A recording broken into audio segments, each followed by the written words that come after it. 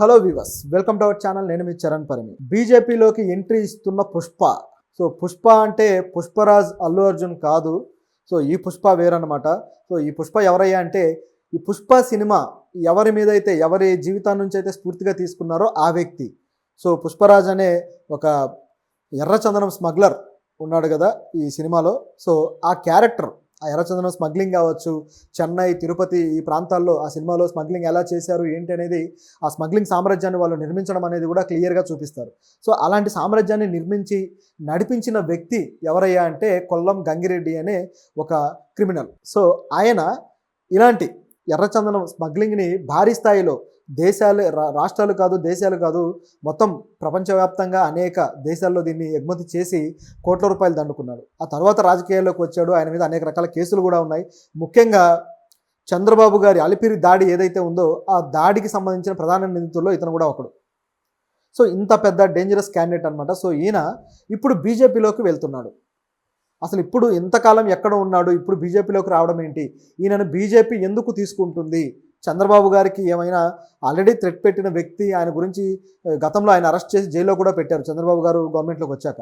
అటువంటి వ్యక్తిని తీసుకొని బీజేపీ ఏం చేయబోతుంది, కూటమి ప్రభుత్వంలో ఏమైనా ఇది కాస్త ఇబ్బందికరమైన పరిస్థితి తీసుకొస్తుందా, వీళ్ళ మధ్య అవగాహన డ్యామేజ్ అయ్యే అవకాశం ఉందా అని కూడా మనం చూస్తుంటే కనిపిస్తుంది. అయితే అసలు ఈ గంగిరెడ్డి జీవితం ఏంటి, అసలు ఈయన ఏ విధంగా ఈ తరహా జీవితాన్ని అంటే ఇలాంటి క్రిమినల్గా అలాగే రాజకీయాల్లో ఈయన ప్రాధాన్యత తెచ్చుకోవడం కానీ ఎలా చేశాడనేది ఒకసారి గమనించి చూస్తే, కొల్లం గంగిరెడ్డి కడప ప్రాంతంలో ఆయన అందరిలాగానే ఒక నార్మల్ జీవితం సాగిస్తూ వచ్చాడు. కానీ అక్కడ ఎప్పుడైతే ఎర్రచందనం గురించి, అక్కడ స్మగ్లింగ్ గురించి, అంటే నిజానికి సినిమాలో చూపించినట్టు ఇంత దొంగలతోటి ఇంత భారీ స్థాయి దొంగలేమీ ఉండవు అక్కడ. నిజానికి చాలా చిన్నవి ఉంటాయి. సో ఇంత దొంగలు కేవలం చిన్నవి ఉంటాయి అన్నమాట. సో అటువంటి సైజు కూడా అంత ఉండవు. సో చాలా తక్కువ సైజులో ఉంటాయి. అవన్నీ కూడా స్మగ్లింగ్ చేస్తుంటారు కాబట్టి ఎవరికి దొరకకుండా ఆ కూలీలను కూడా తీసుకొచ్చేసి అక్కడ రెయిన్బోలు వాళ్ళ చేత పనిచేయించి స్మగ్లింగ్ చేస్తుంటారు. అందులో అతను అలవాటైన వ్యక్తి ఆ తర్వాత తన గ్రిప్ పెంచుకొని, అలాగే తన వ్యవస్థని సొంతంగా పెట్టుకొని, తర్వాత దాన్ని తన చేజిక్కించుకొని ఇక ఎర్రచందన స్మగ్లింగ్ చేయడం మొదలెట్టాడు. ఈ స్మగ్లింగ్ అనేది ఏ స్థాయిలో చేశాడంటే రాష్ట్రాలు దాటించి, దేశాలు దాటించి పంపించేవాడు అనమాట. సో అట్లా చేసి 2004 నుంచి 2014 వరకు కోట్ల రూపాయలు దండుకున్నాడు.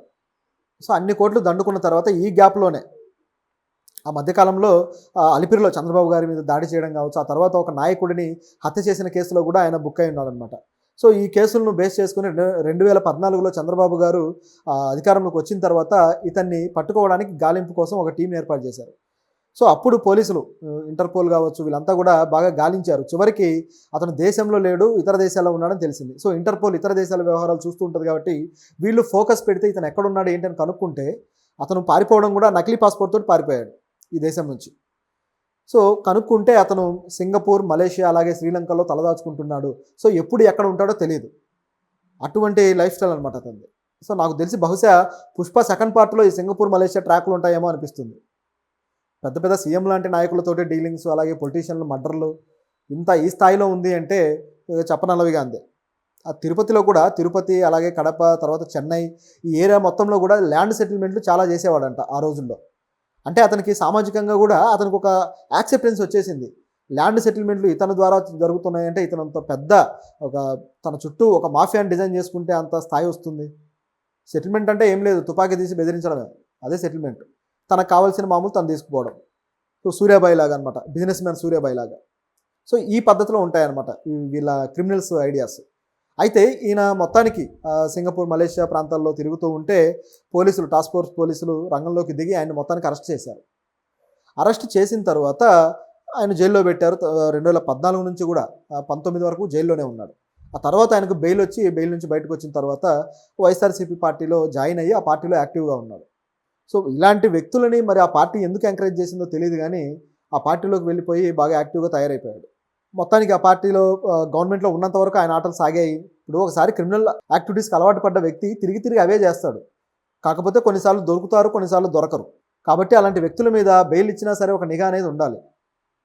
కానీ ఆయన రాజకీయ పార్టీలకు ఇదిగా ఉండటం వల్ల మరి ఆయన క్రిమినల్ యాక్టివిటీస్ చేశాడా చేయలేదా అనేది ఇంకెవరికి తెలియదు.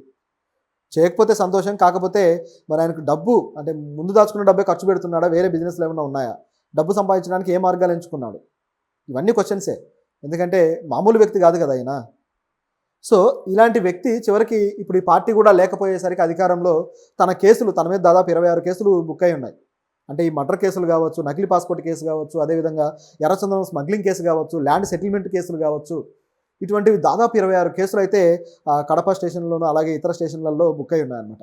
సో ఇప్పుడు ఇతను వీటి నుంచి బయటపడాలంటే ఇప్పటిదాకా అయితే ప్రభుత్వంలో ఉన్నాడు కాబట్టి భాగస్వామిగా ఆయన బయటపడగలిగాడు. ఇప్పుడు ఎలా పడతాడు? ఏదో ఒకరిని ఆశ్రయించక తప్పదు. టీడీపీలో కంటే ఛాన్సే లేదు. ఆయన పిలిచి డైరెక్ట్గా ఏం చేస్తారో తెలియదు. కాబట్టి ఇక ఏది మార్గం ఉంది అని ఆలోచిస్తే ఆయన కనిపించిన మార్గం వల్ల బీజేపీ. అందులో అతను అలవాటైన వ్యక్తి ఆ తర్వాత తన గ్రిప్పు పెంచుకొని అలాగే తన వ్యవస్థని సొంతంగా పెట్టుకొని తర్వాత దాన్ని తన చేజిక్కించుకొని ఇక ఎర్రచందనం స్మగ్లింగ్ చేయడం మొదలెట్టాడు. ఈ స్మగ్లింగ్ అనేది ఏ స్థాయిలో చేశాడంటే రాష్ట్రాలు దాటించి దేశాలు దాటించి పంపించేవాడు అనమాట. సో దాంతో బీజేపీలోకి వెళ్ళాలని ఇప్పుడు డిసైడ్ అయ్యాడట. మరి బీజేపీ గంగిరెడ్డిని రాణిస్తుందా, ఆయనకు అవకాశం ఇస్తుందా అంటే బీజేపీ కూడా ఇవ్వడానికి దాదాపు సిద్ధమైపోయిందట. పురంధరేశ్వర్ గారితో ఆల్రెడీ మాట్లాడడము, ఆవిడ ఆల్రెడీ ఓకే చెప్పేయడం కూడా జరిగిపోయిందట. కాకపోతే ఇక్కడ ఒక విషయం ఉంది. ఏంటంటే ఈ వ్యక్తిని బీజేపీలోకి కానీ తీసుకుంటే ఇప్పుడు టీడీపీ నుంచి ఏమైనా వ్యతిరేకత వస్తుందా, చంద్రబాబు గారు ఎలా రియాక్ట్ అవుతారనే డౌట్ అయితే వీళ్ళకి పట్టుకుంది.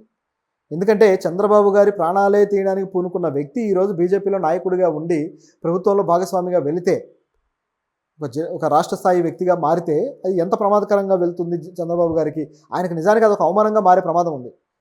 సో అందుకోసం ఇప్పుడు చంద్రబాబు గారు ఎలా ఫీల్ అవుతారని బీజేపీ ఆగుతుందట. ఇది ఇందులో ఉన్న వార్త. కాకపోతే ఖచ్చితంగా పార్టీలో జాయిన్ అవ్వడానికి అన్ని రంగం సిద్ధం చేసుకొని ఉన్నారు. అయితే ఇక్కడ ఆయనకున్న బలం వల్ల తిరుపతి అలాగే కడప ఈ ప్రాంతాల్లో ఆయనకున్న బలం వల్ల బీజేపీకి ఇది వస్తుంది అనేది వీళ్ళ ఆలోచన, బీజేపీ వాళ్ళ ఆలోచన. సో బీజేపీ వాళ్ళ థాట్స్ ఎలా ఉంటాయంటే ఒక విచిత్రంగా ఉంటుంది. వాళ్ళు ఎవరు బలంగా కనపడితే వాళ్ళ సిద్ధాంతం ఏంటి, వాళ్ళ లాజిక్ ఏంటి ఏం చూడరు, చేసుకోవడమే. ఇంకా చెప్పాలంటే ఏ దొంగ పని చేసినా, ఏ ఏదో పని చేసినా, ఎన్ని కేసులు ఉన్నా, ఎన్ని క్రైములు ఉన్నా సరే ఆ నాయకుడిని వాళ్ళ పార్టీలో చేసుకొని పావనం చేస్తారు. పుణ్యస్థానాలు చేసి పావనం చేసి పాపాలు పోగొట్టినట్టుగా ఆ పార్టీ కండువా కప్పుకుంటే పాపాలు పోయినట్టే. ఇప్పుడు ఈడీ కేసులు, సిబిఐ కేసులు అనేక మంది ఆల్రెడీ కేసులు బుక్ అయిన వాళ్ళు కూడా ఈ పార్టీలో జాయిన్ అయిన తర్వాత వాటి మీద అతిగతి లేదు. సో ఈ రకంగా క్రిమినల్స్ని ఎంకరేజ్ చేసిన పార్టీలు నాకు తెలిసి మన భారతదేశంలో బీజేపీ అగ్రస్థానంలో ఉంటుందేమో. మిగతా పార్టీలు కూడా ఉన్నాయి, కాంగ్రెస్ కూడా ఏం తక్కువ తినలేదు, అలాగే టీడీపీలోనూ ఉన్నారు, అలాగే అన్ని పార్టీల్లోనూ ఉన్నారు క్రిమినల్స్, లేకుండా ఏమీ లేరు. మన దేశంలో క్రిమినల్స్కు రాజకీయాల కన్నా గొప్ప అవకాశం అంటే ఆఫ్టర్ ద క్రైమ్ వరల్డ్ వీళ్ళకు దొరికిన ఇంకొక ఏదైనా స్టెప్ ఉంది, డెస్టినేషన్ ఉంది అంటే ఇంకా అది పొలిటికల్ పవర్ కోసమే వస్తారు. యాక్చువల్గా అక్కడ చేసిన క్రైముల్ని కప్పిపుచ్చుకోవడానికి, ఇక్కడ ఉన్న పవర్ని వాడుకోవడానికి ఇటు నుంచి అటు ఒక డెస్టినేషన్ తీసుకుంటారనమాట. అదేవిధంగా ఇక్కడ కనిపిస్తుంది. సో మరి ఈయనను మాత్రం యాక్సెప్ట్ చేస్తే ఇక రాజకీయాలు ఎంత భ్రష్టుపట్టాయనే దానికి అదొక ఉదాహరణగా మారుతుంది. ఆల్రెడీ వైసీపీలో జాయిన్ అవడమే సగం పోయింది, ఇప్పుడు ఇంకాస్త పోతుంది. కాకపోతే ఇది జాయిన్ అయిన తర్వాత ఇంకాస్త మండడానికి అవకాశం ఎందుకు ఉంది అంటే కూటమి ప్రభుత్వంలో బీజేపీ కూడా భాగమే కాబట్టి. ఈ రెండు పార్టీలు కూటమిలో భాగాలు. సో కూటమి ఖచ్చితంగా కాస్త బీటలు వారే అవకాశం అయితే లేకపోలేదు ఈ వ్యక్తి వల్ల. మరి ఏం జరుగుతుందో చూడాలి.